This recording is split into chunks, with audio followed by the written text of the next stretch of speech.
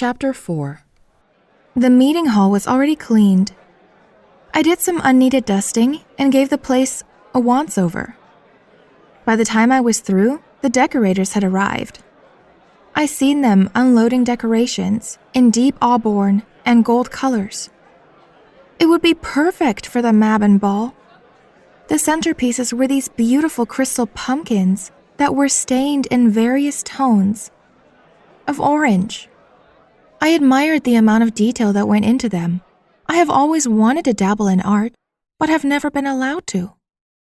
My father once caught me drawing animals in the dust of an end table in one of the guest bedrooms, and he flew into a rage.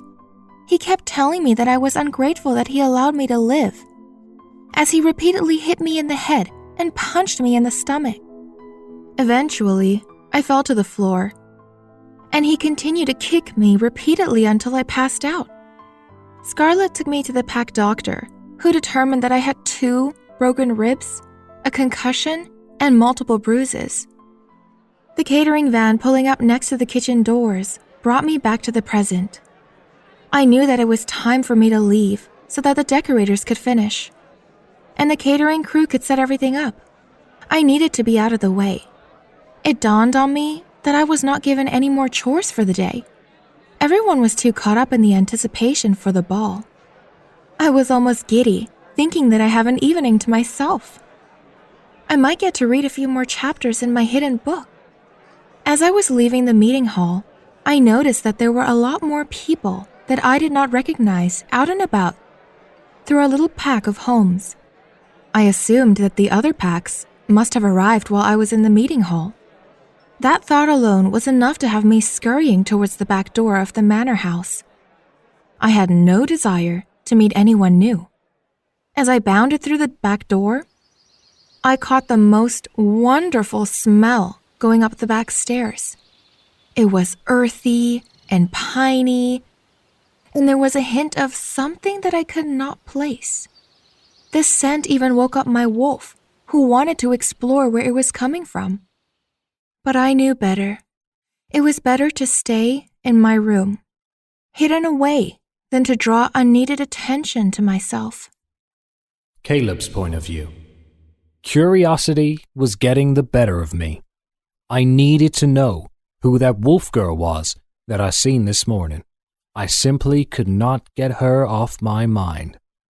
Theo tried to distract me by going over next week's training schedule, but my heart and mind were not in it.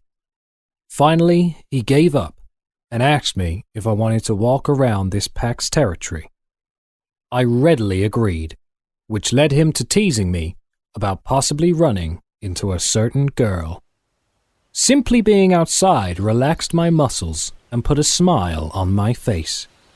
Looking around, I noticed that the Silver Moon Pack had done a great job in the way they had structured their buildings. The manor house was center, but towards the back, giving the inhabitants a great view of the woods. Their meeting hall was off to the left, with an array of small shops surrounding it. The pack members' houses were spread along the north side of the town, and beyond those were the guard shacks. Being at the base of the Blue Mountains gave them a strategic advantage if rogues were to attack, because they could be spotted easily. This is a nice little village for a pack. Theo was trying to draw me out to speaking. He could tell that I was surveying my surroundings. I enjoyed that my beta knew me so well. Yes, they have done a great job at using their location to their advantage, and building accordingly. I quickly noticed that there was some commotion near the meeting hall, and started in that direction, Theo following quickly beside me. When I arrived at the meeting hall, I found some of my warriors and some of the Silver Moonpack warriors had been wrestling around. It took little observation to realize that during one of the playful tussles, someone had taken it seriously, and now warriors on both sides were growling, ready to rip each other to shreds. Werewolves are naturally prideful, and this can quickly lead to grave misunderstandings. I quickly stepped between the two sides of boys, getting ready to brawl, and glared at my warriors. I do not think it would be wise to start an all-out brawl before the Mabon Ball. I then turned my gaze to the Silver Moonpack warriors. Wouldn't our time be better spent getting ready to dance with those beautiful young ladies? I turned and pointed out that their growling had attracted a lot of spectators, many of them young ladies. Now, I expect each of you to shake each other's hands and disperse immediately to make yourselves presentable. I stepped back to allow the boys to shake hands and make amends with the others. As they were doing that, my eyes were scanning the gathered spectators, hoping that I would recognize the eyes of the young wolf this morning.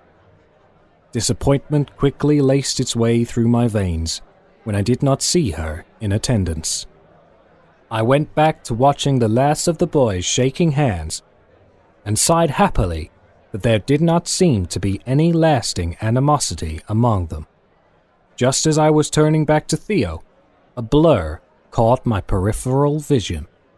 Dashing out of the meeting hall, heading towards the manor house, was a girl. She had long, toned legs and wild hair flowing behind her as she ran towards the house.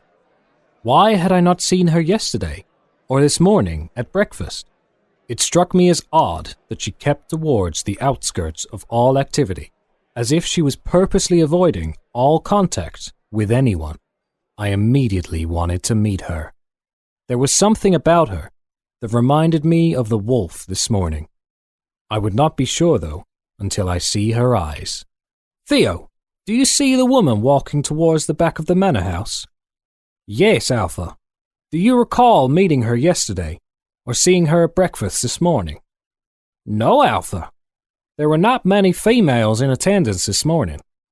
The Luna, the Beta's wife, that blonde woman that was trying to flirt with you, unsuccessfully, and a few others, but I do not recall any female with hair like that. Theo, I want to meet her. I am also very curious as to why she is hidden away from everyone. I think she may have been the wolf I met this morning. Even if she is not, I am intrigued by the mystery surrounding her. I will inquire quietly about her, Alpha. I do not think that it would be wise if anyone knew you were inquiring about her directly. So I will ensure that it is done discreetly. I nodded at Theo's words. My beta was very good at acquiring information, and I knew before the day was done he would have something on her. Theo's point of view. I am very good at gathering information from people and computers. I became sort of an investigator after my mate passed away. My dear, sweet Miranda. Death took her way too soon from my arms. Miranda had been involved in a car accident year before last. It was Eastern Oregon in January. Roads were slick, and we eventually found her Jeep flipped over in a ditch off the highway. Police initially tried to say that they believed that she had hit an animal, but I personally went to see the scene and scented no other animal near her. The front end of the Jeep was smashed in from where she had hit the ditch, but no one could explain why the back end of her Jeep was smashed in. I also pointed out there seemed to be paint transfer. Her Jeep was white. The transfer paint was blue in color. I almost lost my mind arguing with the police and the detectives because I needed to know what had happened to the love of my life. I got nowhere with asking them for information. That is when I decided that I would start my own investigation. I was not too smart when I first started. I asked people flat out if they knew anything. Slowly, I learned the art of being more discreet. I buttered up to the receptionist, took her to dinner, and started getting some answers. I then trained relentlessly during the night in the art of hacking. I was finally able to hack into personal email accounts of several officers that had been at the scene. From their emails, I could tell they were hiding something, protecting someone. Digging deeper, I finally find out that the police chief's son drove a blue Ford Ranger pickup truck. After learning all of that, it was not hard for all the other details to fall into place. The kid had been driving drunk. He never even noticed my precious angel until he hit her. Her car spun several times before flipping and going off the highway. He freaked out and drove away and never called 911. My Miranda, my love, died alone in the cold winter of Oregon. Bringing myself back to the present, I could fully understand why my alpha was so interested in this female. He has a natural curiosity, and he hates deception. Not to mention he was bound and determined to find that young wolf from this morning. I am elated that he is fixated on her, and I am hoping that she may be his mate. At breakfast, there had been a very talkative, pretty little blonde woman that tried to flirt with Caleb. Of course, Caleb barely noticed her. She was young, and it appeared that she lived in the manor house. So I am searching her out for answers about the mysterious girl. Perhaps, if I turn on my charm, she will tell me everything I want to know. I spot her in the manor house television room, talking to two young girls that appear to be about her age. After staring at her a few times and flashing my smile, she easily dismisses the girls and saunters over to me. Hi, I am Heather. You're Alpha Caleb's beta, right? She is twirling her long blonde hair as she starts talking to me. Yes, I am. He is so dreamy. What is he like at home? Oh, what is his favorite color? She is rattling off questions and not even waiting for answers. He is calm and quiet. He does not like loud noises, and truthfully, I do not know what his favorite color is. I am interested in learning about you, though. I flashed her a side smile, letting her think that I am interested in more than information gathering. Oh, well, I am the beta's daughter. I have lived here my whole life, and I am unmated at the moment. I think that Alpha Caleb may be my mate, though. I'm sorry. Her eyes divert to her feet. Little does she realize that I am simply opening her up for my questioning. That's a shame. You are beautiful, Heather. I'm sure that Caleb will be excited to see you tonight at the ball. I watched her beam with my words as her head whips up. Perhaps you can help me possibly find my mate then. I seen a girl earlier. Brown hair, long legs, slightly shorter than you. I could not catch her face though, because she was hurrying from the meeting hall back to the manor house, and she used the back door. I'm simply curious, because I did not see her at breakfast, and I would like to meet her. I knew I was laying it on a little thick, but I was hoping Heather would help me out. Oh, that thing cannot be your mate. I cannot believe that the Alpha even let her live. I am shocked by Heather's words and literally stop in my tracks. What did she do that the Alpha would want to take her life? Heather looked around, trying to make sure that no one was around to hear me. She still seemed nervous and looped her arm through mine. I really shouldn't be telling you this, but I couldn't bear it if Alpha Caleb was embarrassed by his beta asking about her.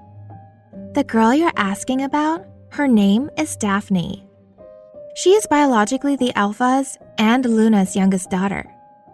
The Luna was pregnant with twins, and Daphne was so freaking fat that she killed her twin brother in the womb. The Alpha made her a slave to the pack.